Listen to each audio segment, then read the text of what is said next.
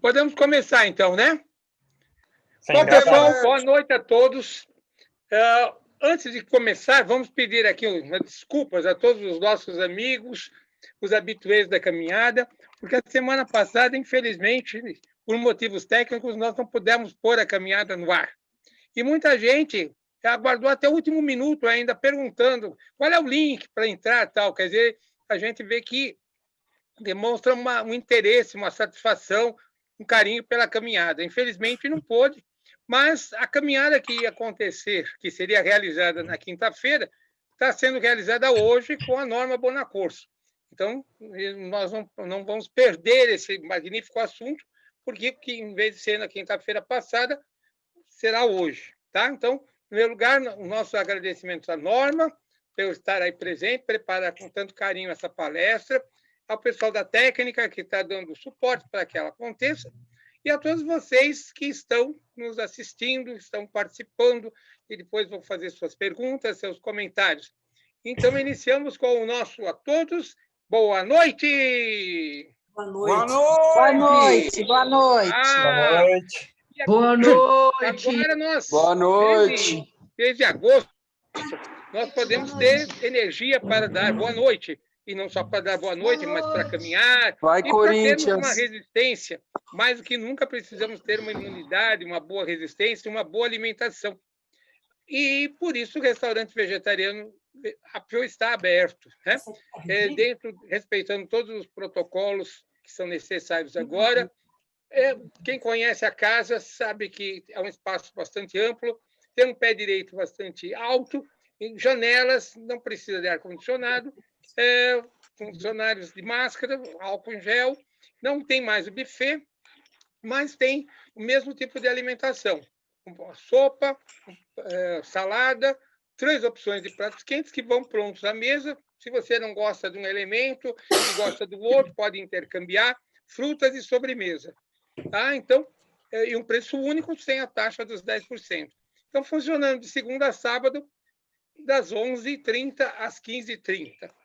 E nesse mês de dezembro, então, o restaurante vegetariano APF está oferecendo um presente para todos nós, para aqueles que forem almoçar aos sábados. Então, no dia 12, nesse sábado, e no dia 19. Depois vem aquele período de recesso. Então, as pessoas que forem almoçar sem aumento do preço, vai ser os mesmos R$ 34,00, as 12 primeiras pessoas, ou aquelas que se inscreverem antecipadamente, eu quero almoçar no sábado e quero participar do passeio. Nós tivemos que limitar, por questões desses protocolos, em 12 pessoas. Então, as 12 primeiras pessoas que quiserem almoçar e fazer o passeio, por favor, pode se inscrever. Pode mandar um zap, escrever pelo Face, ou no meu zap, 998 37 40 63. Então, o programa é o almoço, a partir de 12h30, e às 14 horas a gente sai para um passeio de 2 horas, só ao ar livre, não vamos entrar em nenhum lugar, porque não é permitido, passeando pelo Centro Novo, parando em Itapetininga, vendo aqueles prédios emblemáticos, Ecopan, não entrando, claro, Eiffel, Estera, Avenida São Luís, aqueles conjuntos de grafites maravilhosos, o Aquário Urbano, serão 2 horas de passeio ali pelo Centro Novo. Tá? Não tem o custo, desde que você almoce no restaurante vegetariano APF no sábado agora. Tá? Então, contamos com a presença de vocês e teremos também, quem não puder nesse sábado, no próximo sábado também teremos, ok? Então, é isso aí. E, independente disso, contamos com a presença de vocês, restaurante mais do que nunca, vocês sabem que a situação é bastante difícil, mas muita gente tem que trabalhar, muita gente vai à cidade para fazer compras, né? Então, uma opção de almoço num lugar seguro, tranquilo e com uma comida saudável é o restaurante vegetariano APF. Repetindo, para quem não conhece, Rua Dom José de Barros, 99, primeiro andar, esquina com Barão de Itapetininga. Espaço bastante amplo, ok? Contamos com vocês. Desde já, um abraço a todos. E agora é com você, Carlinhos, e depois passamos para a Norma. Boa noite. Eu estou aparecendo aí no vídeo ou não? Sim. Está. Sim. É que eu não estou me vendo no vídeo, mas tudo bem. Bem, estamos já próximos de 15 anos de caminhada, né? agora esses últimos meses virtual, e as virtuais também são muito gostosas, porque a pessoa pode trazer coisa que a gente pode enxergar, mostrar na tela, na rua, assim, tem a graça da rua, mas, assim, em termos de informação, é muito melhor. E por que da caminhada? Porque nós acreditamos que as pessoas têm que conhecer a sua cidade, o seu centro. Talvez o centro da cidade de São Paulo, das capitais da Europa e da América Latina que eu conheço, acho que é o mais abandonado de todos. Porque, infelizmente, nós somos premiados com prefeitos muito burros, verdadeiros asnos, que acho que estão fazendo negócios imobiliários, mas administrando a cidade, acho que não estão. Em todo caso, hoje me deram um alento, porque esse Bruno Covas não me desce no meu gogó. Deram um alento, que agora, como ele foi eleito pelos seus próprios meios, ele vai poder fazer o seu secretariado e talvez nós tenhamos um bom governo. E me disseram para não brigar com ele, tentar ajudar a cidade. Bem, eu acho que o centro foi destruído nesses últimos 8 anos, nesses 4.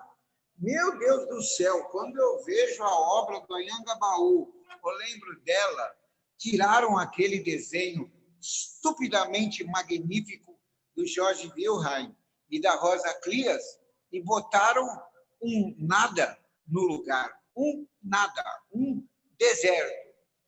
Meu Deus do céu, eu tive na justiça, ganhamos 7 dias, antes disso fui no Ministério Público, já no tempo do Haddad lutei contra isso. O Covas, quando era vice-prefeito, eu fui numa audiência com ele, eu e mais 4, 5 pessoas, falei, Bruno, pelo amor de Deus, tem um projeto aí, breca, e ele falou da boca dele, não, esse não sai no meu governo. Então, acho que o prefeito não manda na cidade, porque as coisas saem pelas costas dele. Bem, vamos continuar trabalhando por uma cidade, um centro, a cidade toda, né? Precisa de atenção e carinho, mas o centro já está pronto, ele está feito, ele é lindo, ele é estupendo, é magnífico. Então, vamos ver se Deus ilumina a cabeça do nosso prefeito e do seu secretariado para que ele não invista 1 centavo, mas use os recursos que já estão à disposição, que a zeladoria, a Ilume, a CT, não é? O dinheiro para as calçadas, para a subprefeitura, que ele use com sabedoria e que a gente faça o nosso centro brilhar.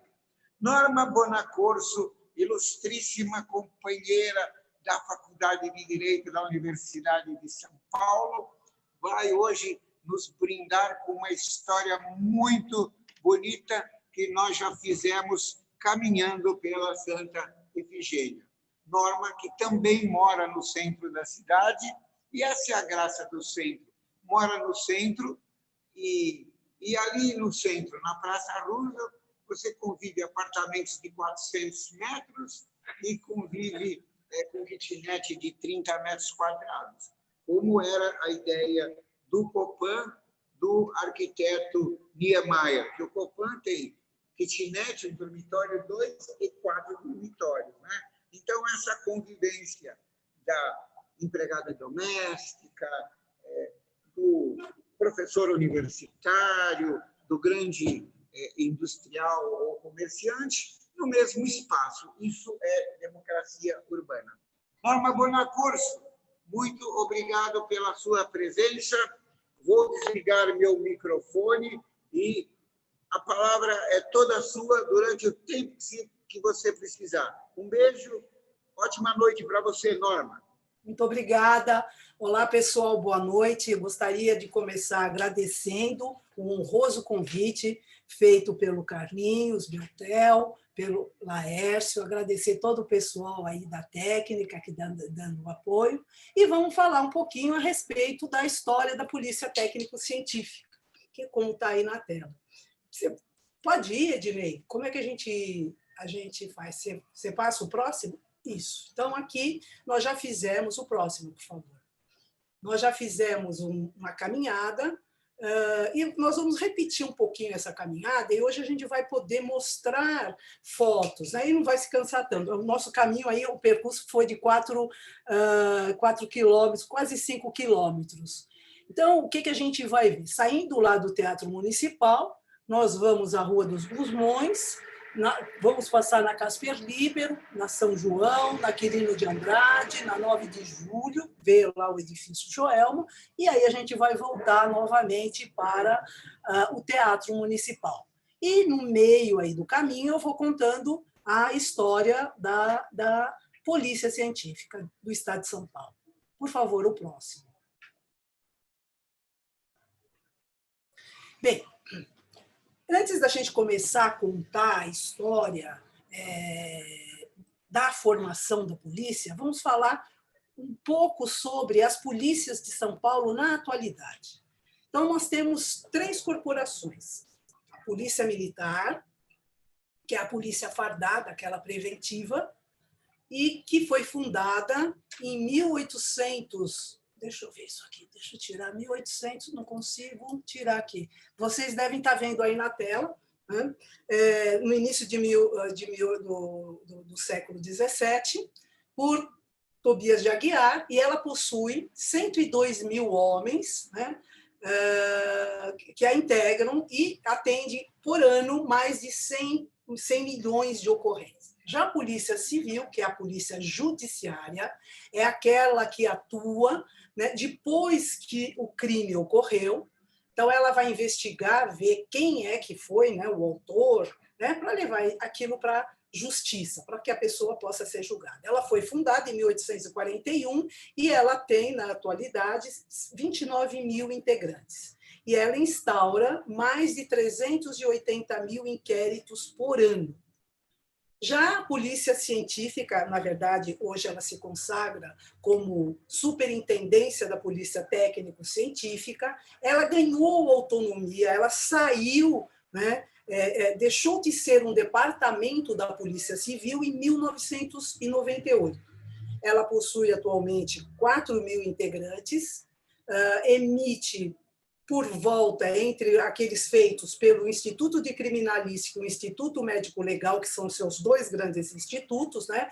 Ela emite por volta de 1 milhão a 1 milhão e 800 laudos por ano. E para realizar esses laudos, ela examina mais de 3 milhões de peças vindas de local de crime e também peças vindas do IML. Vestígios vindos do IML. O que faz a Polícia Científica?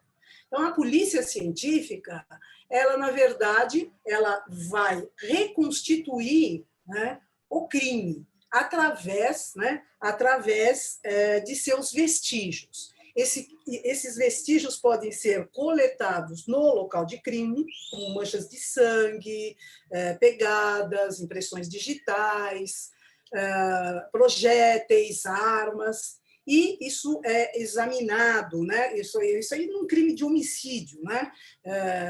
Mas existe uma variedade muito grande de crimes, então nós vamos ter diversos laboratórios para análise desses vestígios. E também o Instituto Médico Legal também busca vestígios. Então, quando a pessoa, direção perigosa, se ele vai fazer um exame de alcoolemia, se retira, né, o sangue dele e se examina se tem ou não. Se uma mulher sofre um estupro, vamos buscar vestígios da violência ocorrida, seja nelas, lesões, e também em busca de sêmen. E o IML analisa também, ele vai determinar a causa mortes, né? Então, isso tudo, então a polícia técnico-científica, ela tem, na verdade, ela auxilia muito, tanto, em primeiro lugar, a polícia e depois o poder judiciário, né? Porque ela faz a prova material, né? E essa prova técnica pericial, ela tem um valor muito grande, né, nos julgamentos criminais. Próximo, Ednei, por favor. Bom, como é que surgiu a história, né? Como é que surgiu a polícia? Então, a polícia ela foi criada na França, né? Abolicionista. Então, o que abolicionista não, absolutista, né? Na época, né, ainda dos reis, e com a função de ordenar a sociedade da época que estava passando por mudanças muito profundas. E ela foi, né, crescendo, foi se reformando, ela foi tomando parte da vida das pessoas nos centros urbanos. E hoje nós temos a polícia como uma das instituições mais fundamentais pela qual o Estado, né, dirige e controla as pessoas. Bom, diferentemente da Europa, que tinha como necessidade controlar os imigrantes, os camponeses, na América Latina, na verdade, ela veio atrelada à exportação de matérias-primas. Então, ela é usada mais, né, a polícia aqui ela foi usada mais equipada para vigilância, identificação e comunicação. Bom, próximo, Ednei, por favor.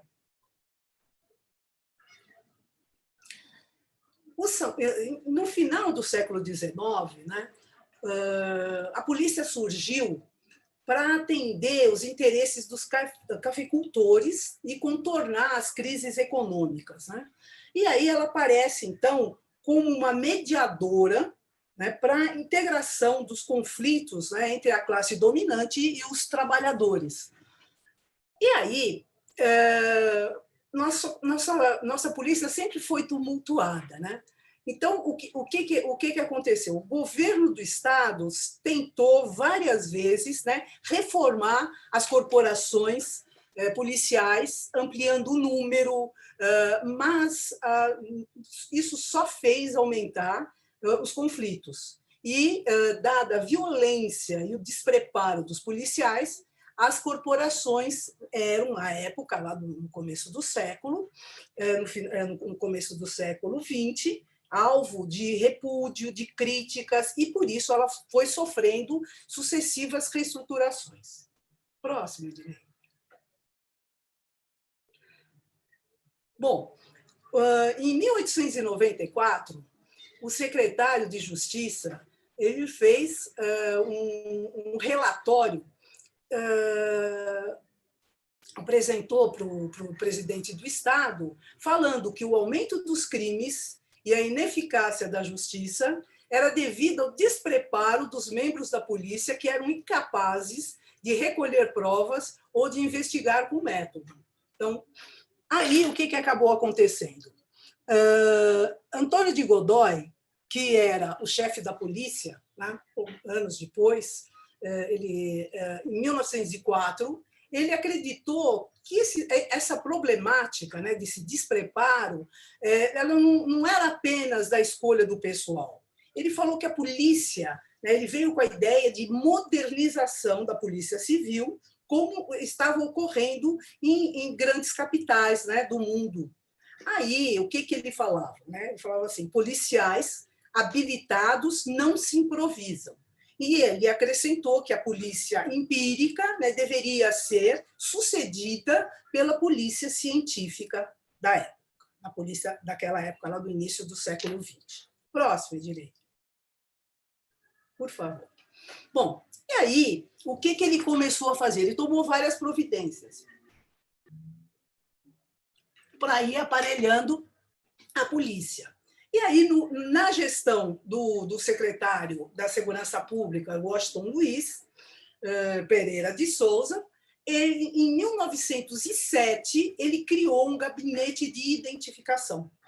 Veja, nós temos, basicamente, 2 métodos de identificação das impressões digitais. Nós temos o de Galton, que foi adotado pela Europa, e nós temos aqui, pela Europa, Estados Unidos, e nós temos aqui o método de Vucetich, que ele era europeu, se radicou na Argentina e desenvolveu um método. Esse método ele foi desenvolvido em 1904.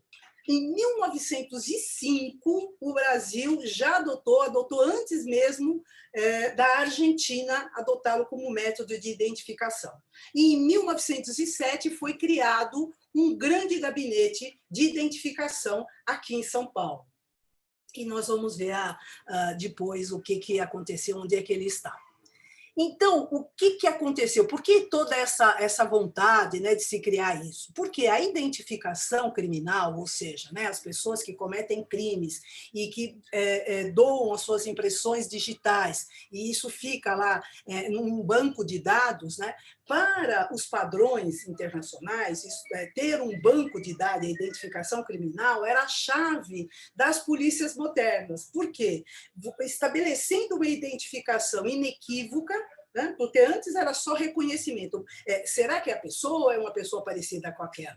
Como a impressão digital ela é única, e ela difere até entre gêmeos idênticos, né? Isso permite ao Estado controlar a população, saber quem é, porque a identidade individual passou a ser... Então, aí, com essa vantagem, passou a ser símbolo de um Estado moderno. Tanto é que, na França, se adotou o lema liberdade, igualdade e carteira de identidade. Próximo, por favor, Edmir. Aqui, um exemplo, né, de uma carteira de identidade, na verdade, eles chamavam de registro civil, na verdade, essa aqui é uma identidade funcional de 1914 aqui. E é interessante que ele fala assim, que ele apresenta a pessoa, né, a quem, seja lá quem ele for apresentado, que prestem auxílio, né, do que esse senhor, que eu acredito que seja Trajano Moreira da Costa, que ele é um agente de segurança pública. Mas a carteira do cidadão, né, que não funcional, era mais ou menos da mesma forma, com o mesmo formato. Próximo, por favor. Bom, então a gente estava na formação do gabinete de identificação em 1907. Em 1912, o Washington Luiz ele criou o primeiro convênio policial brasileiro para fomentar a troca de fichas datiloscópicas entre os estados. Acreditem que até hoje isso não ocorre. Tá? Mesmo sendo, né, mesmo a gente tendo o sistema, né, que o pessoal fala, o AFIS, né, o EIFES, né, como ele é conhecido, ainda não é integrado entre as polícias. Bom,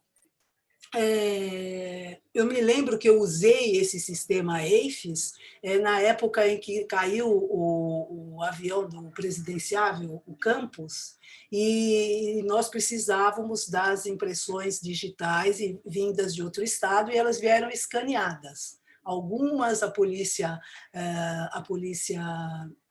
federal nos trouxe, e outras o estado mandou escaneado, né? Então, enfim. Bom, mas nessa esteira de modificações, né, o pessoal, né, contratou, a polícia, o secretário contratou, em 1913, um criminalista suíço chamado, né, Rodolphe Archibald Reis, e ele tinha renome internacional. Ele era especialista em polícia científica. Então, ele ficou aqui no Brasil, lecionando por 3 meses em palestras concorridíssimas, e ele inspirou grandes mudanças nos policiais paulistas, né? E, em razão disso, eles passaram, né, esses ensinamentos recebidos passaram a ser, os policiais estudavam de maneira, né, problemas criminalísticos com ângulo técnico, abrindo novos horizontes, né? E desenvolvendo a nossa polícia científica.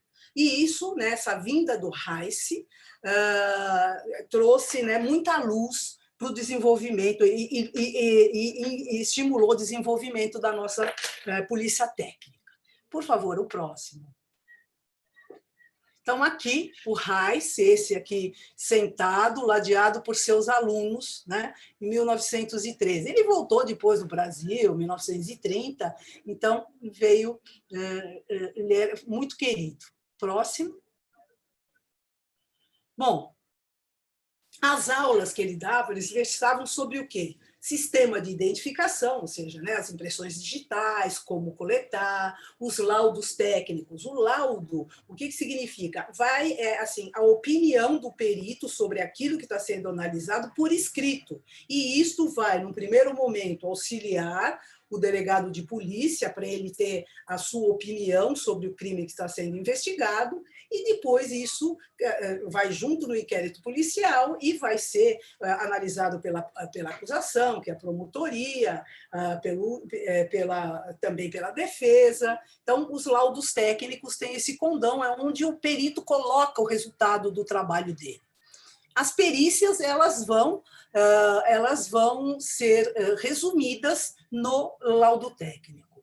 Então, ele dizia que um botão de uma camisa encontrado no local, um pelo, um dedo engordurado que deixa manchas, né, eram provas que poderiam ser provas muito valiosas, né, e que podiam estar associadas cientificamente a uma pessoa ou a um local de crime. Então, ele acabava meio que colocando a pessoa no local, esse tipo de vestígio. Tem um fundamento, gente, na criminalística, e que também serve muito para a medicina legal, que ele foi proposto por um chefe de polícia chamado Edmond Locard. Assim, cada contato deixa um rastro. Então, por exemplo, se eu tenho aqui eu coloco as minhas mãos numa maçaneta ou numa porta e a minha mão está engordurada, né, e a porta está com a tinta fresca, eu vou largar a minha impressão lá e vou levar a tinta junto comigo. Então, a perícia vive disto, desta troca. Então, se um homem manteve uma relação sexual violenta com uma mulher e ele ejaculou, ele largou, ele vai largar vestígios dele lá, que é o sêmen, e ele vai levar células da mulher com ele. Então, existe sempre uma troca, né? E aí a perícia ela usa muito esse princípio. Bom, mas voltando a Reich, então ele introduziu, obviamente, a importância, né, de coleta desse material. E ele também, ele não ficava só em aula, né, teórica. Então, ele fazia análise de locais de crime, quando acontecia, ele ia com o pessoal para o local de crime, mostrando a importância da preservação do local de crime, né, para a idoneidade dos vestígios ali coletados, que seriam coletados, inspecionar o local, fazer o levantamento através de fotografação, coleta de materiais. Então, isto permite, né, que nós possamos... Puta merda! Oi, Beltel. Reconstituir, né, o crime, né, através desses vestígios. E ele discorria sobre os tipos de vestígios mais importantes para a investigação, como uma arma de um crime, uma mancha de sangue, as pegadas, as impressões digitais, e, inclusive, o modus operandi, o modo de agir dos criminosos. Próximo, por favor. Então, aqui mostrando, né, que as diligências feitas aqui, não é o Reich propriamente dito, mas o que a gente vê aqui? Nós vemos ao centro o delegado, que preside o inquérito, ele que vai, o perito, a perícia é um dos tipos de prova, né? Mas existe a prova testemunhal e tal. Bom, ao lado dele, certamente, está o escrivão de polícia, E de jaleco, na verdade, de guarda-pó, está o perito criminal. E outras pessoas. Ali ao fundo, lá, provavelmente é o motorista, ou o motorista é esse outro aqui, eu sou também motorista, ou é o público e o povo curioso também. Então, é o perito aqui explorando o local de crime. Próximo, por favor. E, bom, Reis acompanhava, né, isso, o local de incêndio. Ele ia mostrando na prática o que estava acontecendo, o que deveria ser coletado, como os vestígios deveriam ser tratados. Bom, na década de 1920,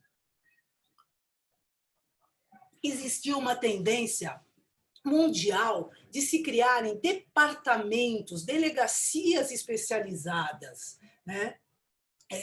Isso no mundo inteiro. Porque, então, vamos lá, delegacia que vai tratar de homicídios, delegacia que vai tratar de crimes contra o patrimônio e assim por diante. Então, o que aconteceu? Em 1924, a Polícia Paulista implantou 6 delegacias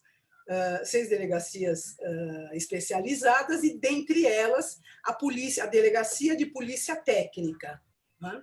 E essa modernização da polícia, né, ela foi muito elogiada por um criminalista francês. Ele era chefe da polícia científica de Paris, né? Em 1930 ele teceu um elogio em função dessa modernização da polícia paulista, e ele falou que a polícia de São Paulo era um modelo a ser copiado.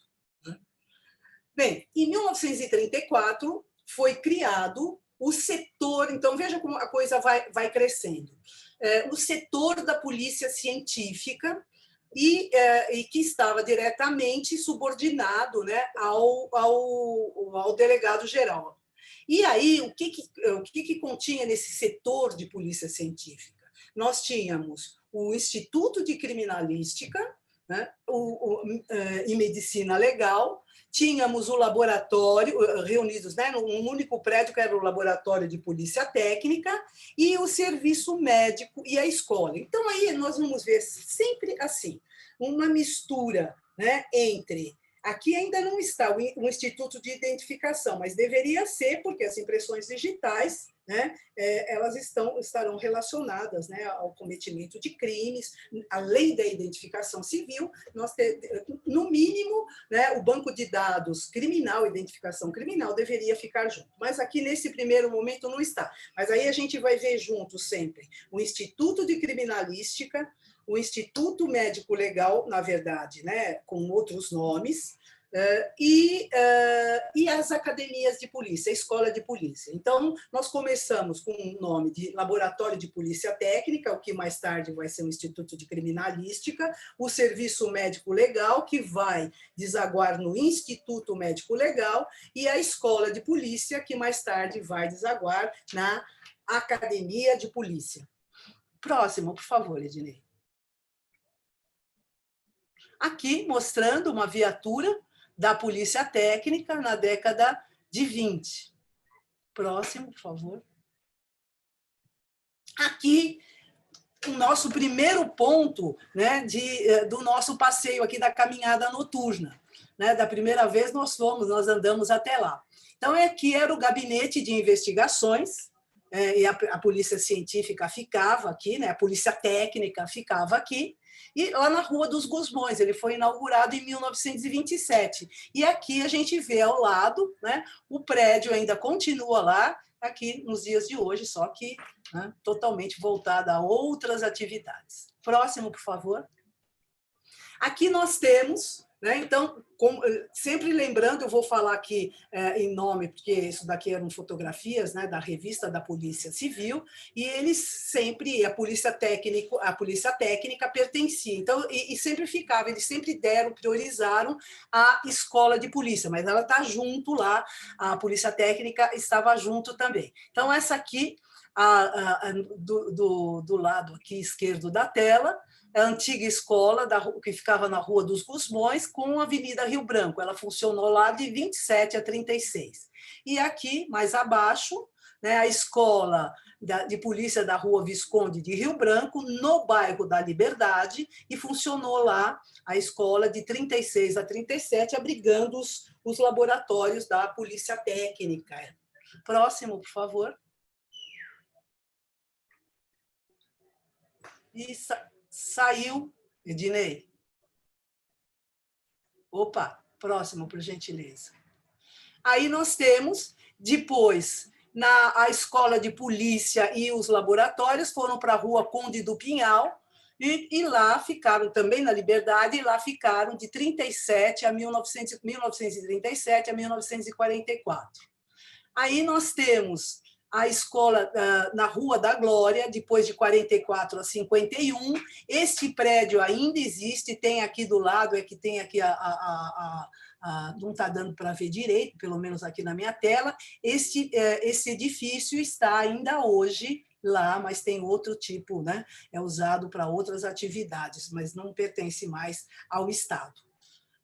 E aqui, por último, nós tivemos na Liberdade, de 1951 a 1970, né, a escola lá na Rua São Joaquim. Esse prédio também não mais existe. Depois daqui, a Academia de Polícia foi, na década de 70, foi lá para a cidade universitária. Próximo, por favor. Então, aqui mostrando as pessoas, né, ali tendo aula na academia, polícia, todos aqui, provavelmente aqui o curso de delegado. Aqui nós temos pessoas trabalhando no laboratório de química, lá do peritos, e aqui nós temos uma turma de investigadores que tiveram aula de medicina legal, em loco. Né? Próximo, por favor. Aqui uma foto do laboratório do pessoal, né, da Polícia Técnica em 1935. E aí, em 1951, né, foi criado esse laboratório da Polícia Técnica, ele foi transformado no Instituto de Polícia Técnica. Próximo, por favor. Então, volta Ednei. Isso. Então, aqui, na Rua Quirino de Andrade, esse prédio aqui, ficava aqui a Polícia Técnica, mas assim, como o instituto, já aquilo que vai ser hoje o Instituto de Criminalística. Esse número aqui, o número 185, hoje está aqui transformado, né, nesse edifício aqui, Economus. Mas dá para a gente ver direitinho, ainda eles mantiveram, né, alguma coisa. Bom, próximo, por favor.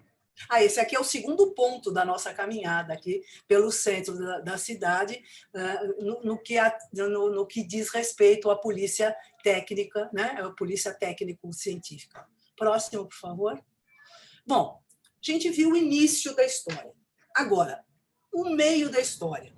Em 1975, foi criado aquilo que a gente chamava de DEPC, o Departamento Estadual de Polícia Científica, certamente dirigido por um delegado de polícia, mas ele tinha divisões, a divisão de criminalística, né, a divisão de perícia médico-legal, a divisão de ensino, através da Academia de Polícia, e o Instituto de Identificação Civil e Criminal, né? E os arquivos, né? Registros criminais. Então, veja, aí sim é um modelo correto de polícia científica, porque ela vai congregar isso tudo. Só que, em 1983, a Academia de Polícia, que já estava desde a década de 70 nesse prédio,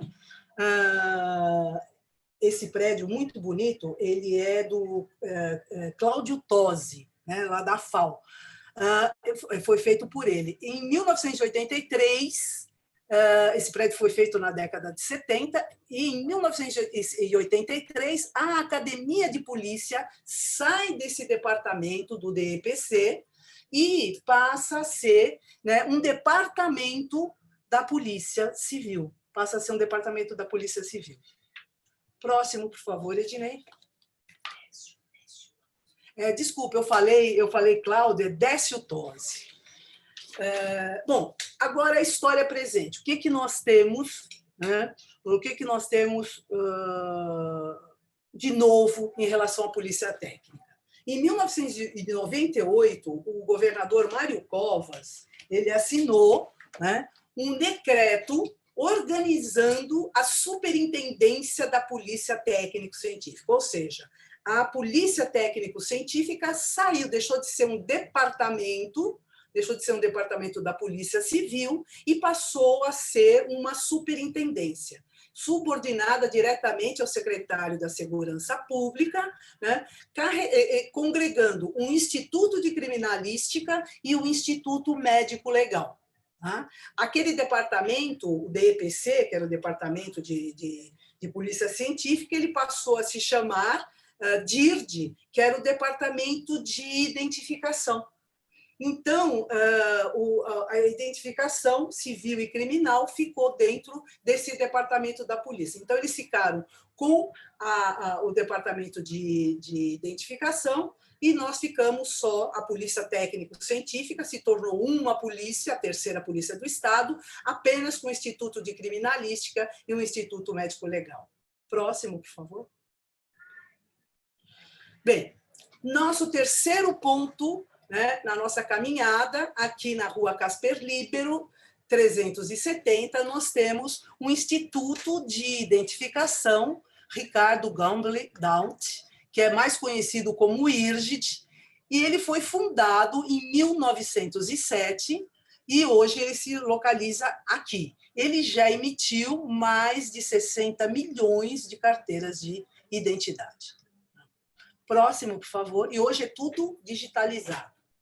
Aqui, então, nós temos a formação, né, da SPTC, que, como é conhecida, a Superintendência da Polícia Técnico-Científica, na Rua Moncorvo Filho, no Butantã. Ela fica atrás da Academia de Polícia. Nós temos também nesse prédio lá do Butantã a sede do Instituto de Criminalística e todos os seus grandes laboratórios. Laboratório de DNA, laboratório de balística, de química, de física, de biologia, nós vamos ter o núcleo de engenharia e diversos laboratórios. Então, o que acontece? Os peritos de local, né, colhem os vestígios, colhem peças e trazem para que os laboratórios possam fazer análises daquelas peças e eles possam concluir os seus laudos. E nós temos o Instituto Médico Legal. Aqui em cima nós temos o Instituto Médico Legal. Na verdade, ele não nasceu instituto, ele nasceu como gabinete médico e nós tínhamos peritos médicos, 2 peritos médicos na cidade de São Paulo. Então, em 1885, nós tínhamos apenas 2. Hoje nós temos mais de 500 médicos legistas.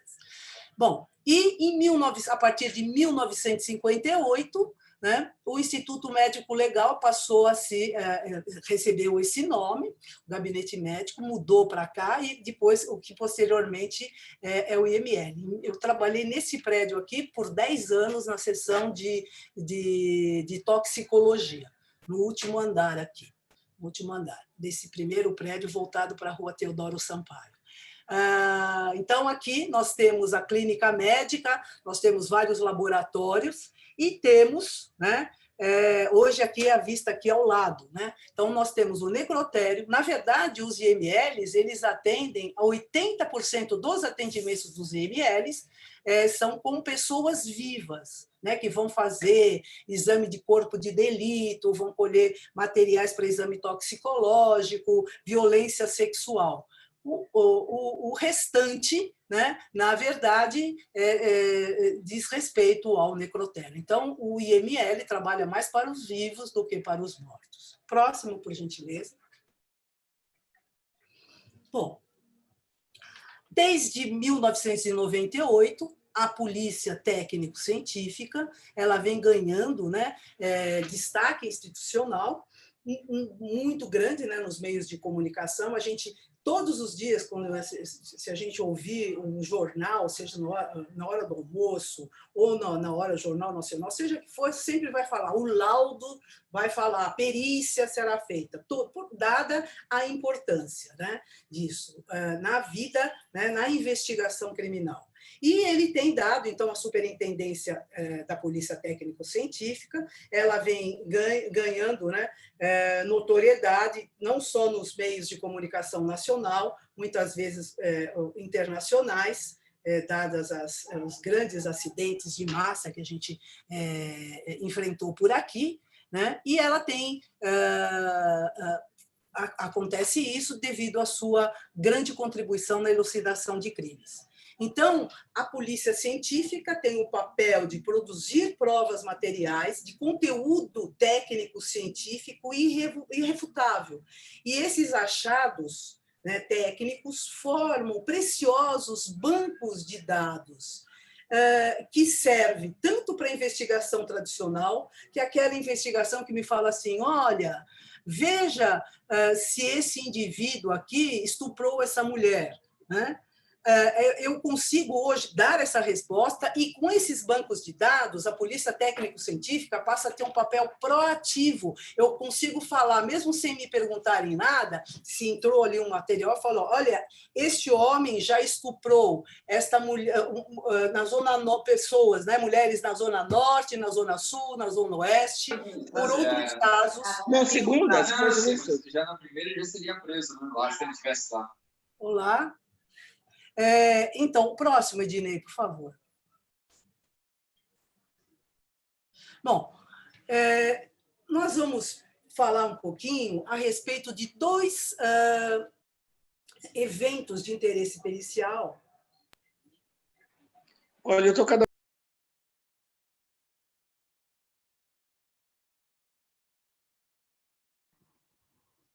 Oi, desculpa, Norma, você pode abrir o seu microfone de novo? É que eu fui desligar o outro que estava interferindo e acabei de desligar você sem querer.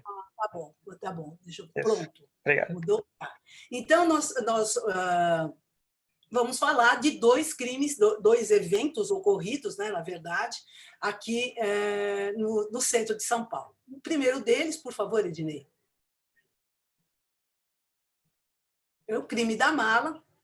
Né? O que aconteceu? Próximo, Ednei, por favor. Bom, o crime da mala, como foi chamado pela imprensa, né, ele ocorreu aqui na Rua da Conceição, que eu acho que não existe mais, eu fui atrás, não consegui, em 1928. Giuseppe Pistone, ele era um imigrante italiano que conheceu a esposa que ele assassinou num navio. Eles estavam vindo da Itália para a Argentina. E eles se conheceram lá. Depois, ela estava indo visitar parentes e ele estava imigrando. Aí, eles se conheceram, namoraram por um ano, e eles vieram para São Paulo, e esse aqui é o navio, eles no navio, na vinda para São Paulo, de Buenos Aires, né, para cá. E aí ele matou a mulher, e o motivo não ficou, existem duas linhas, né? Uma diz que ele a pegou com um amante na cama e matou a mulher e a colocou dentro de uma mala, né? Cortou-se uma navalha, com a ajuda de uma navalha, cortou, né? Desmembrou a mulher. Bem, a outra linha diz que ele era meio malandro, ele trabalhava com um primo, e ele queria dar um golpe no primo, e ele queria ficar sócio do primo. E ele escreveu para a mãe, contando uma história diferente, e a Maria Féia ficou muito brava, escreveu para a sogra, e o que acontece? Ele descobriu isso, a mãe deve ter falado, mandado carta sobre isso, e ele a matou por esse motivo. Eu sei que os vizinhos falavam que eles eram um casal assim meio que nebuloso, assim, não conversavam, tinham uma vida meio estranha. Bem, esse crime ganhou muita repercussão, foi uma grande cobertura e gerou muita comoção popular. Próximo, por favor. Dinei, por favor. Bom, acho Esse aí é o próximo mesmo, Ednei? Então, sim. O que foi interessante nesse caso aí? Quais foram os achados periciais? Lembra-se que eu falei, cada contato deixa um rastro? Então, é isso que o perito, né, foi atrás. Então, ele achou no corpo da vítima, lá no IML, né, foi demonstrado sinal de esganadura e se viu que ela tinha um feto de uma menina e ela estava, né, grávida de 6 meses. Na mala, foram encontradas, examinadas, né, as roupas e meias da vítima, a navalha que foi utilizada no crime, né, a origem da mala foi uma coisa muito importante, a investigação, né, foi atrás, e ela foi comprada na casa Massi Grande e que acabou levando ao endereço e à identificação da vítima. E no local do crime, que foi, como eu falei, na rua da Conceição, foram encontrados vestígios de sangue na corda do saco de lixo e o recorte da camisa, né, recorte da camisa com as iniciais MF, Maria Féa, né, a camisa com a qual ele colocou a mulher na mala, né, despachou lá para o Porto de Santos. E quando essa mala foi colocada, já fazia 3 dias, desculpe, que ela havia morrido, estava na mala. Quando eles foram colocar a mala no navio, que ia embora, ele, obviamente que ele colocou um destinatário diferente, um remetente totalmente diferente, um destinatário que nem existia. Essa mala caiu do guindaste, bateu no chão e aí, né, a mala se estragou, começou a sair sangue e vazar, e aí começou toda a investigação. Próximo, por favor. Então, aqui, essa aqui é a mala original, que está lá no Museu da Cadepol, lá na cidade universitária, e no Butantã. E aqui é a casa Massi Grande, onde foi comprada a mala, que é na Avenida São João, 325, uma foto da década de 20. Próximo, por favor. Aqui, a época, a casa, lá no... e agora aqui, na Avenida São João. Vejam que eles deixaram ainda, né, o desenho aqui da original, né, do prédio, né, o viajante e o rapaz, né, que leva as malas. Próximo, por favor. Aqui, esse senhor que está aqui, ele é neto do homem que vendeu a mala, que era o dono da loja. E eu fui lá, visitei, e ele aqui, ele me mostrou aqui essa máquina de 1889, né, original lá da época. Próximo, por favor. Bem, o outro ponto que a gente vai falar é sobre o incêndio no edifício Joelma. Por favor, o próximo. Na verdade, aqui, 40 anos, eu fiquei com esses dados. Aqui, na verdade, faz mais, são 46 anos, né, dessa tragédia. E ela deixou 188 mortos. Esse edifício, o Joelma, né, ele foi inaugurado em 1971 e ele servia, né, de escritórios e estacionamentos, né, para o Banco Crefsul de Investimentos. Então, o que aconteceu? O fogo começou e foi debelado, né, logo, mais ou menos. Começou no 12º andar, em virtude de um curto-circuito no ar-condicionado, isso foi determinado pela perícia, né, posteriormente. Começou às 8h54, às 9h10 os bombeiros já estavam no local. Às 10h30 o fogo foi controlado, e às 13h30 os últimos sobreviventes foram resgatados. Então, foi algo rápido, mas foi algo desolador, porque dezenas de pessoas... Porque havia tido um incêndio antes, alguns anos antes, no edifício Andraus, na Avenida São João. E as pessoas foram salvas porque elas foram para a cobertura do prédio. E as pessoas que estavam no Joelma, na época, lá tinha 750 pessoas que trabalhavam lá. Eles acharam que poderia ser a mesma coisa, só que lá não tinha heliponto, não tinha nada. E as pessoas acabaram, né? Muitos se jogaram, morreram carbonizadas, né? Foi uma coisa muito triste, né? Bom, 188 pessoas morreram e 300 ficaram feridas. Então, aqui nós temos uma foto. Isso parou a cidade de São Paulo, né? Parou aí. Próximo, por gentileza. E aí, os achados periciais. Mais de 90% das vítimas, né, dessa tragédia, que a gente chama de acidente em massa é aquele acidente quando tem muitas vítimas, né, elas foram identificadas em menos de 18 horas. Né? Então, vejam a eficiência do Instituto Médico Legal. Em 30 horas, né, o IML recebeu mais de 8.000 pessoas para o reconhecimento dessas vítimas. Bom, outro achado pericial foi a detecção do curto-circuito no ar-condicionado, no 12º andar, que acabou levando à condenação da Crefsul e da Termoclina,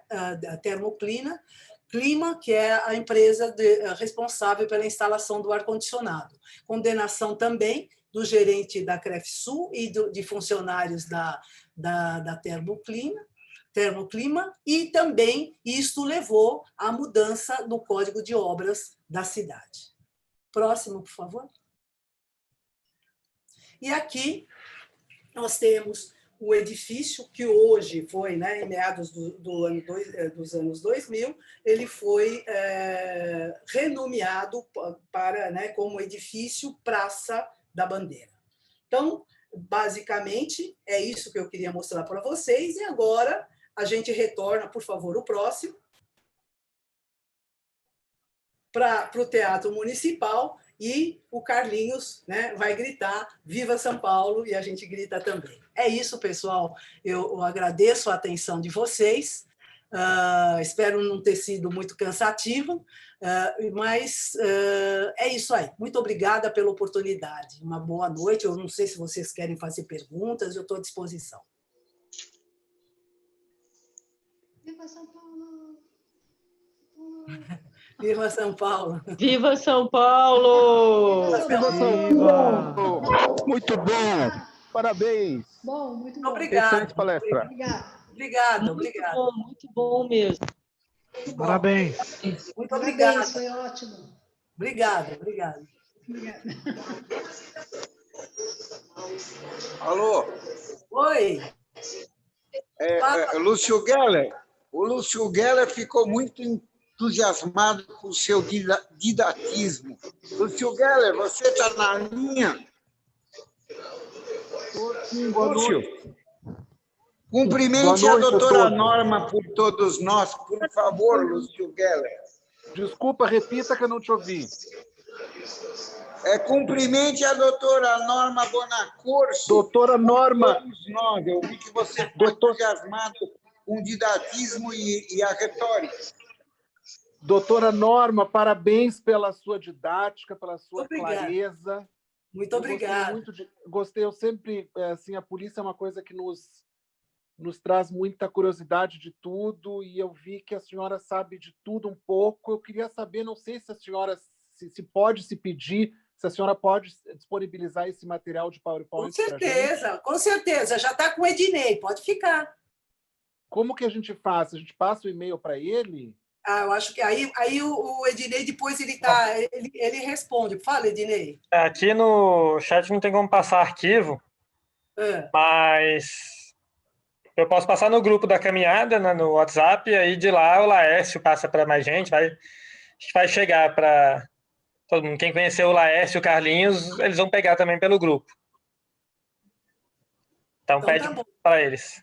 Que eu não vou ter realmente o contato de todo mundo, mas acho que aí todo mundo consegue contato ou com o Laércio ou com o Carlinhos. Mas, Ednei, eu acho, não sei se todo mundo que está aqui ouvindo a palestra está lá no grupo da caminhada, está lá no grupo do Renova. Acho que não é todos, são pessoas diferentes. Carlinhos, então, Carlinhos, você consegue encaminhar, Carlinhos? Sim, senhora. Então tá, o Carlinhos eu mandei para ele também, ele encaminha. Então, Lúcio, é o Carlinhos que vai te encaminhar. Maravilha, muito obrigado mesmo. Imagina, muito obrigado. Minha sugestão é que pusesse ou no Facebook, né, que acho que quase todo mundo está lá, todo mundo participa, ou então no e-mail, né, quando manda programação, também pode colocar. Minha sugestão. É porque o arquivo veio com 60 megas, porque tem muita foto, então provavelmente não vai chegar por e-mail. Posso dar uma outra Aí sugestão? Não teria sei que se... colocar um link, né? E colocar no Google Drive alguma Deixa coisa eu dar assim. uma outra sugestão, gente, que a gente fez com outros palestrantes. Eu não sei se a própria doutora Norma pode deixar um e-mail dela, um telefone dela. Quem está interessado entra em contato com ela, ela envia direto para a pessoa, não sei. Pode ser, pode ser. Eu vou escrever aqui no chat o meu e-mail para vocês pedirem, tá? Eu vou colocar aqui. E, de qualquer forma, eu vi que o Ednei colocou que essa gravação vai estar disponível no YouTube. Então, tem a vantagem que, além da palestra, que foi muito boa, Norma, a gente vai poder rever a aula. Quanto tempo que eu não te via aqui? Não, saudades. Eu já Saudade. pude vir. E adorei estar presente. Oi, Carlinhos. Norma, qual que é o contato que a gente pode te escrever ou ligar? Eu estou colocando no chat. Deixa eu ver aqui. Como é que faz para... Está aqui, Norma Bonacorso, tudo junto, @gmail.com. Esse Norma Bonacorso. com 2 Cs, tá? Tá. Ficou como eu mandando, porque não, como a gente tinha trocado mensagem, você mandou para mim, particularmente. Aí eu mandei para todo mundo. Tá ótimo. Bem, posso fazer uma pergunta? Pode, para mim pode. É o seguinte, o Mário Covas, quando ele era governador, acho que foi 1900... ele foi governador de... Carlinhos, você está fora da coisa aí. Ele foi governador de 1994 a 98. Depois ele faleceu em 2000 e o Geraldo Alckmin assumiu. Então, o Mário Covas, quando foi governador, ele teve o mérito de moralizar assim, a questão ética das polícias de São Paulo. E eu lembro que ele editou um decreto que colocava 10 princípios. Eu não lembro sobre o que era esse decreto, mas eu lembro que um dos princípios ele falava na dignidade das pessoas, dos mortos de qualquer tipo, e que a polícia deveria, em um prazo máximo de 10 horas, recolher e dar o atestado para a família. Você lembra desse item das 10 normas que ele decretou, Norma? Não. Dignidade dos cadáveres? Dos cadáveres, não lembro. Mas isso é muito, gente, isso é muito respeitado, né? As pessoas, elas têm o seguinte, elas pensam assim, quando alguém morre na rua, ou quando, né, ou alguém morre no hospital, as pessoas pensam logo no IML, né? O IML, ele vai atender mortes violentas, né, criminais, ele vai atender suicídio, ele vai atender mortes, uma pessoa encontrada em casa, né, em decomposição, ele vai fazer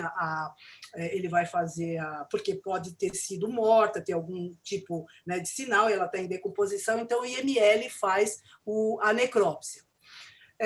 Só que existe um outro instituto, que é o instituto que fica ao lado, né, do IML. Então, é o Serviço de Verificação de Óbitos, não é esse? Exatamente, o SVO. E aí, o que acontece? O IML ele recolhe, né, por volta de 40 cadáveres por dia aqui na capital. Tá? Nós temos o IML Centro, que é lá na Teodoro Sampaio, 2 na Zona Leste, um na Zona Norte, outro na Zona Sul e um na Zona Oeste, que só trata com os cadáveres em decomposição. Então, nós colhemos, mas durante muitos anos a gente recolhia os cadáveres para o serviço de verificação de óbito, que é da USP. E aí, o que acontecia? Muitas vezes os cadáveres ficavam na rua esperando, porque era assim, olha, passa no hospital tal para pegar e dar carona. A gente dava carona para os cadáveres deles. né? Então, muitas vezes, um local de crime ficava esperando horas porque a viatura estava pegando corpos, né, em outros locais. Isso se separou. Mas todo mundo acredita, né? Essa demora grande que existe é mais no SVO. E não é uma demora grande em função das pessoas, né, não serem aptas ou fazerem corpo mole. Não é isso. Essa demora se dá porque as pessoas que chegam no SVO, a perícia ela é muito realizada lá por médicos, né, próprios lá, ela é muito minuciosa, porque a pessoa está íntegra, não se sabe, nem o médico que atendeu aquela pessoa consegue dizer por que ela morreu, eles vão descobrir, então eles vão abrir a pessoa de cima a baixo, fazer análise, fazerem lâminas no laboratório para verificar o que aconteceu com aquela pessoa, então isso demora mesmo. Já no IML, quando a pessoa entra lá, assim, primeiro tem o Código de Processo Penal, manda que a perícia só possa começar 6 horas depois da morte da pessoa, do horário suposto da morte da pessoa. E, além de que, no máximo, no IML, a nossa perícia dura 2 horas, porque a causa é muito evidente. É muito evidente, porque foi disparo de arma de fogo, foi facada, então é muito mais fácil a perícia, tá? Mas, então, existe sim, eu não conheço esse decreto, Carlinhos, mas o pessoal, inclusive quando as pessoas não têm condições, né, a prefeitura, que é o que comanda, né, o serviço funerário aqui, ela dá tanto para o IML quanto para o SVO caixões para que as pessoas possam ser, né, inumadas. E esse número é um número enorme, viu? É por volta de 2.500, 3.000 pessoas por ano, né? Que são assim, inumadas nessa situação. Carlinhos, posso fazer uma pergunta? Pode. Alô, vai, meu filho. Oi. Eu entrei um pouco atrasado, então eu não sei se você falou do assunto que eu vou falar. Se você falou, pode passar. E se também não for da sua área, também pode pular. Tem um pouco a ver com o que o Carlinhos falou do Covas quando governador. Sim. Eu moro perto do IML aqui da Teodoro. Sim. E, lógico, antes da pandemia, né, mas durante muitos anos, eu passava todos os dias na frente deles, saindo do metrô. Sim. E algum tempo atrás, conversando com um engenheiro que foi meu chefe e que trabalhou com o Mário Covas, ele fez um comentário que eu fui testemunha do acontecido e não sabia o que era. Antes a gente passava ali na calçada e tinha um cheiro muito forte de, né, corpos, de carne, né, de coisa estragada. E depois isso parou. E na época, né, a gente percebeu que parou, mas, né, não sabia o motivo.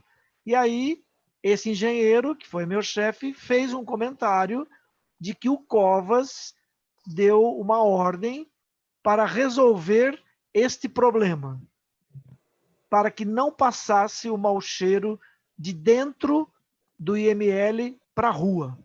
Você tem algum dado disso daí? Eu não sei se você... Repito, sim, se você falou... Eu sei, sim. Eu não falei sobre isso, não. Na verdade, eu procurei fazer a coisa mais leve possível, me restringir, né, ao centro de São Paulo e mostrar a história mesmo da polícia, né? Bom, científica. Sim, o que aconteceu? Isso daí foi a época, em 1997, quando caiu o primeiro avião da TAM, e morreram 99 pessoas, né? E aí, o que acontece? A polícia técnico-científica é uma coisa muito pequenininha. O orçamento, enquanto a PM tem 5 bilhões, assim, um número enorme, né? De milhões, 50, acho que 1 milhão ou 5 bilhões mesmo, é uma coisa assim absurda o dinheiro da PM. A polícia, 700 milhões, a polícia civil, e a polícia técnico-científica não chega a 70, é 10 vezes menor. E eu tenho que gerir todos esses laboratórios, imagina o quanto não vai, imagina a refrigeração no IML, nos IMLs. O IML são instituições centenárias e absolutamente problemática e que ninguém investe nisso. Então, o Mário Covas, quando ele entrou, ele viu isso e ele não fez só isso, mandou consertar, mandou comprar geladeira nova, né? Refrigeradores novos. Ele mandou também colocar computadores em tudo isso. Ele fez assim uma coisa muito, muito interessante, foi muito bom. Ele prestou atenção no IML. Sempre que acontece desgraças, né? Assim, as pessoas prestam atenção no IML. É verdade. Não, isso tem um pouco a ver com o que o Carlinhos falou, né? Do espírito, né, mais humanitário, né, do Mário Covas, né? Uhum, sim, sim. Agora, uma outra questão que talvez aí é um pouco mais curiosidade. Vizinho do ML, do lado da Teodoro, tem o Instituto Oscar Freire de Medicina e Segurança no Trabalho? Tem. Na verdade, Mas não tem nada a ver com o ML. Não tem nada a ver com o ML. Normalmente, médicos legistas de lá, né, trabalham, dão aula lá no Instituto Oscar Freire. Mas não tem nada a ver. Não tem nada a ver. Ok, obrigado e parabéns aí pela apresentação. Muito obrigada, eu que agradeço. Muito importante, né? Um conhecimento que pouca gente tem, né? Imagina. Foi a profissão. Eu estou vendo aqui que tem umas perguntas aqui, se me permitir. Agradeço as pessoas, né, que me parabenizaram. E aqui estava ao lado, uma pessoa disse que estava ao lado do edifício, né? Aqui vocês já leram isso. Deixa eu ver. Tem uma pergunta. Gostaria de saber qual foi o caso que mais impressionou na minha carreira, né? O caso que me impressionou muito, assim, grandes acidentes, né? Impressionam muito. Que nem eu trabalhei nos 2 casos da TAM, no segundo, no primeiro eu ajudei, eu trabalhava ainda no IML, né? Na toxicologia, fui ajudar lá no necrotério a coletar material das pessoas, olhar as arcadas dentárias, né? Fazer esse tipo de levantamento para ajudar os peritos da antropologia. Então, muita gente morta, assim, a gente na hora trabalha e depois de alguns dias, né, fica meio que abalado. Depois veio o acidente da TAM, o outro acidente da TAM de 2007, no qual morreram 199 pessoas. Esse eu trabalhei diuturnamente, eu fiquei lá no IML, acho que dormindo lá uns 10 dias. Então, porque eu era responsável pela análise de DNA e era em cima disso que a gente identificava as pessoas, muitas delas, né? 20% apenas com DNA, mas nós fazíamos a análise de DNA de todos os corpos.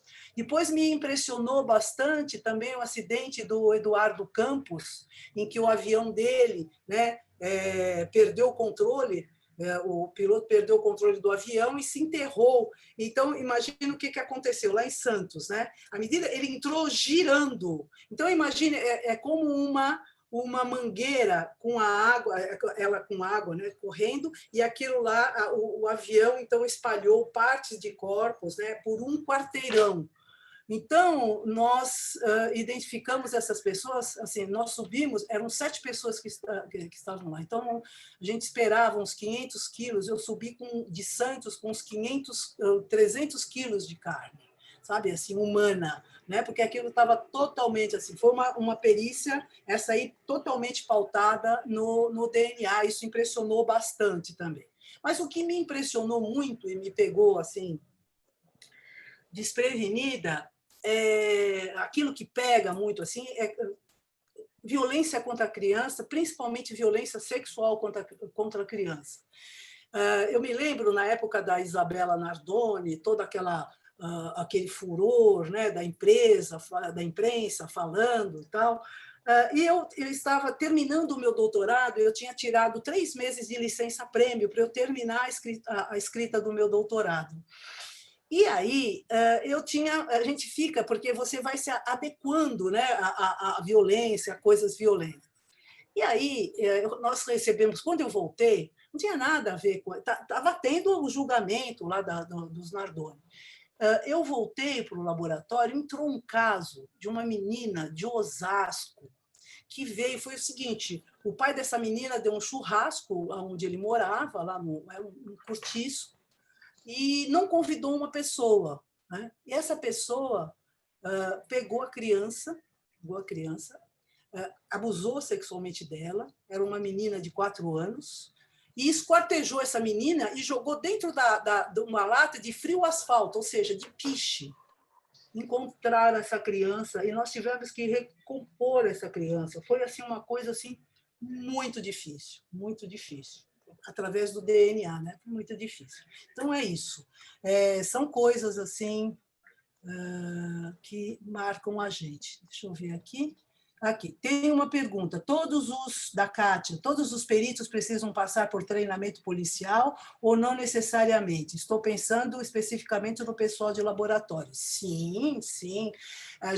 Nós temos curso, né, na academia de polícia, de todas as modalidades de perícia, mas quando a pessoa vai trabalhar num laboratório, por exemplo, nossa, ela é treinada, bem treinada, que nem, por exemplo, um perito para ficar bom em DNA, né, se ele não tiver uma especialização, ele leva uns 3 anos, mesmo conhecendo a técnica, né, de biologia molecular, ele leva uns 3 anos para ficar bom, para fazer as interpretações dos laudos, né, e trabalhar com esse material, porque não se esqueçam que, né, quando você estuda na faculdade, todo o material é ideal, sangue colidinho na hora, né, tudo meio vivo, tudo ideal. Na perícia não, é nada ideal, é a coisa mais adversa que tem. Então, a gente recebe cadáver que foi, né, ossos que ficaram em rio. Isso é um desafio, cada caso resolvido é um desafio muito grande. Então, existe um treinamento, sim. Deixa eu ver aqui. O que mais aqui? Muito obrigada, eu que agradeço aqui todo mundo falando da palestra. Muitos concursados para trabalhar no IML chegam a desistir da carreira? Olha, dificilmente,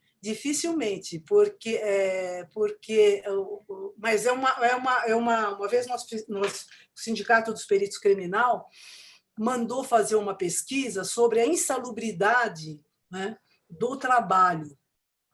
E a conclusão foi a seguinte: essas pessoas elas podem se tornar borderline, porque quanto mais próximo à violência você chega, né, da violência, você fica, entendeu? Você se questiona a vida e tal. Então, normalmente essas pessoas encaram a realidade, que nem, por exemplo, quem recolhe o cadáver na rua, o perito, olha o perito como que ele faz. O perito, ele faz exame perinecroscópico, mas não é ele que recolhe, então ele tem auxiliar para virar, para fazer isso. Mas o perito, ele revive aquela cena violenta, ele se coloca no lugar da vítima, no lugar do agressor, do ator, né, ali que praticou, e se coloca, e ele vai ter uma suposição e ele refaz aquilo novamente, né? Então é meio insalubre, sim. Mas é muito difícil alguém desistir da carreira, né? Norma, eu tenho uma pergunta, posso fazer? Sim. Sim. No caso, assim, você estava contando desse caso dessa criança, eu fiquei chocado, né? Esquartejada em pedacinhos e fazer um quebra-cabeça de um corpo.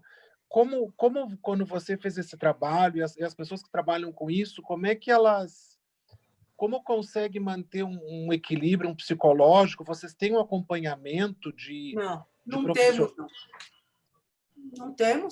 Não temos. O que chega, assim, as pessoas, né, que chegam aí no final, né, de carreira, a gente tem muito problema, né?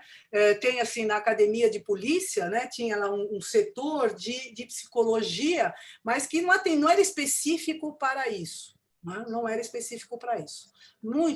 As pessoas que lidam com isso têm problemas e não querem, quando querem esquecer depois. Mas ninguém fica muito, né? Não fica muito frio, sabe? Não fica frio. Ele encara de forma técnica, né? Mas quando a coisa, por exemplo, é familiar, né? Ele continua, ele não vai tratar da mesma maneira como ele trata aquilo, ele consegue preservar os seus sentimentos, ele não fica endurecido. Tá? Não fica endurecido.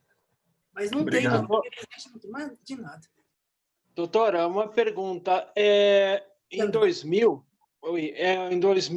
isso até é pessoal para mim, Eu tive um ente querido meu que, né, faleceu de forma violenta e foi levado para o IML central ali do Complexo Clínicas. A gente foi lá fazer todos os trâmites, aí um funcionário falou na época, no ano 2000, que eu não sei se isso, como chegou isso para ele, se isso é comum, entre aspas, no universo dos IMLs no Brasil, né, que eles tomam certo cuidado com os corpos, porque pode ter invasão dos assassinos, os teóricos assassinos vão ir lá para, de repente, roubar o corpo, sumir com prova do crime, alguma coisa assim. Existe alguma coisa nesse universo? Eu fiquei muito encabulado quando eu vi isso. Na verdade, nunca ouvi esse tipo assim de roubar corpo, né, do IML. Normalmente, a pessoa o assassino vai ao local de crime que está sendo feito o levantamento técnico-pericial. Aí sim ele vai para ver o que está havendo e tal.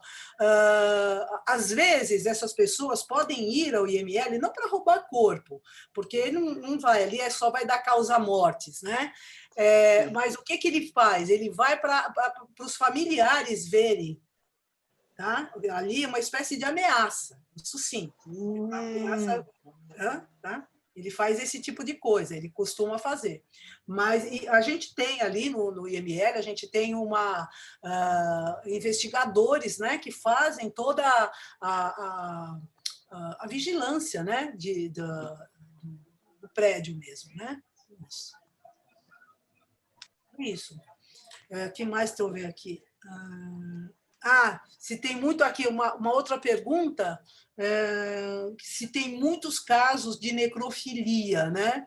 Olha, durante esses anos todos, né, eu tive uma notícia disso, né? Só uma notícia disso, mas não se comprovou, isso foi meio que abafado, eu soube em off, né? Mas que eu não tive, pelo menos na minha gestão, né? Graças a Deus não existiu isso.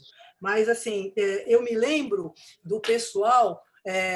Eu trabalhava na toxicologia e eles mandavam às vezes pessoas que trabalhavam no necrotério para fazer um rodízio, acho que talvez para descansar um pouco, né, e ficar num ambiente mais protegido, né, menos assim relacionado à violência.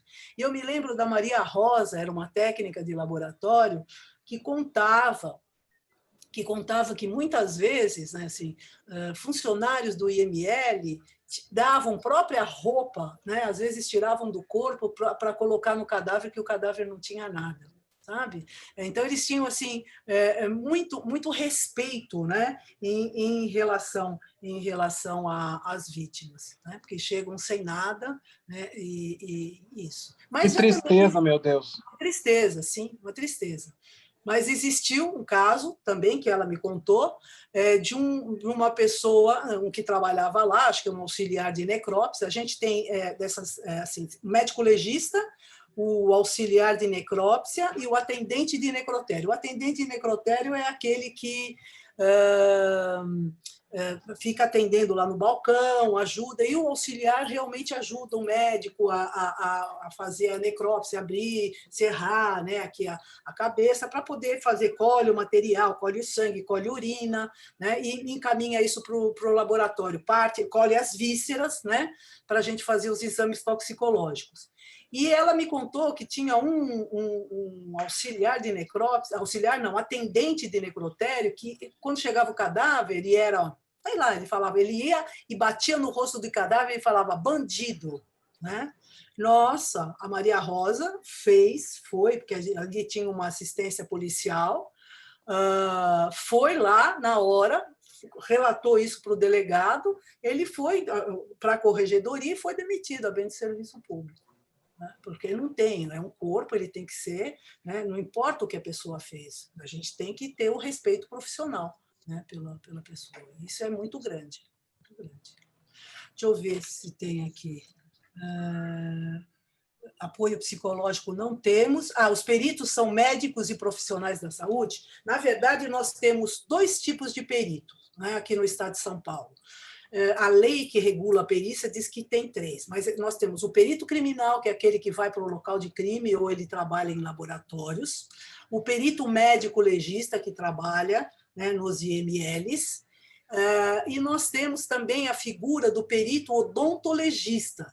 Aqui em São Paulo, o perito odontologista, ele não tem esse título, ele é perito criminal dentista com formação na área aí da perícia, da odontologia legal.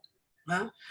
Então, não necessariamente. Então, os peritos, a exigência, que nem, por exemplo, um perito para trabalhar, ele tem que ter ou engenharia, ou então para crimes, química, física, ele tem que ser especializado e depois ainda ele vai ser treinado. Então, não adianta, eu não posso abrir um concurso em que eu vou pegar advogados, sem demérito, mas é uma polícia científica, né? Então, que crime que o advogado vai, né, examinar? Então, tem que ter um outro esquema. Então, é isso, não necessariamente da saúde, não. Mas é isso aí, gente. Se tiver mais alguma pergunta, não sei se eu respondi todas. Eu acho que do chat, sim. Não sei se mais alguém tem mais alguma pergunta, quer falar mais alguma coisa. Bom, então, Laércio, quer fazer o encerramento? Aliás, não sei se o Marcos ligou o microfone, não sei se quer perguntar. Não, era só para dizer parabéns mais uma vez. Muito obrigada, muito obrigada. Muito esclarecedor. Obrigada. O próprio chat também, vários elogios.